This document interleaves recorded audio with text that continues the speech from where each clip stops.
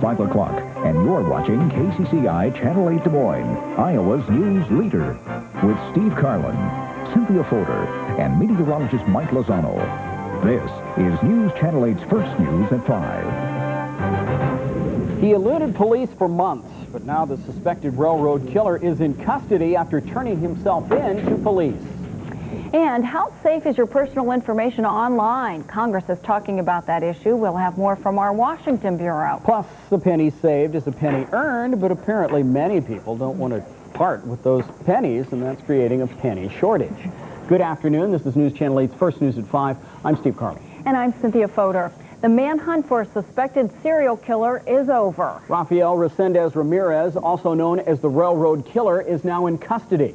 He was wanted in connection with at least 8 murders near railroad tracks across the country. The first victim found in Kentucky in 1997. And from December of last year until June of this year, 5 victims have been found in Texas. The last 2, a father and daughter, were discovered in Illinois. But after months of searching, Resendez Ramirez turned himself into police in Texas today. That ended one of the most intensive manhunts in U.S. history. News Channel 8's Michelle Parker joins us now. And Michelle, after all that searching, he turned himself in? That's right, he did. He turned himself into a Texas Ranger at a border checkpoint in El Paso, Texas. And investigators say Resendez Ramirez's family was involved in getting him to surrender. The man who has eluded authorities for so long is finally in custody.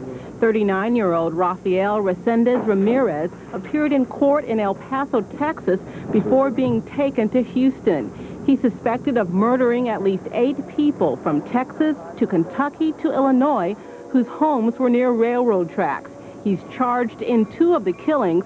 At a news conference, investigators said the victims are not forgotten.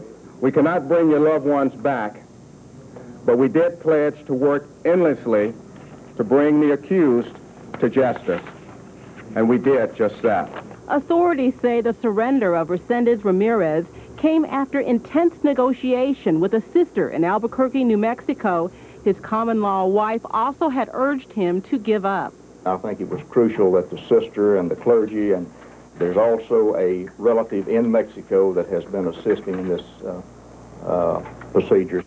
Immigration officials actually had Resendez Ramirez last month, but released him when their computer failed to show he was wanted. Authorities admit it's been one of their toughest cases ever and are grateful to investigators and the public. Thank you, thank you, thank you to the American public for being so responsive to our pleas and requests for assistance in this investigation. Now, Resendez Ramirez is linked to 10 other murders in addition to the 8 he's suspected of committing, and authorities say there were no promises made for himself to give himself up, so the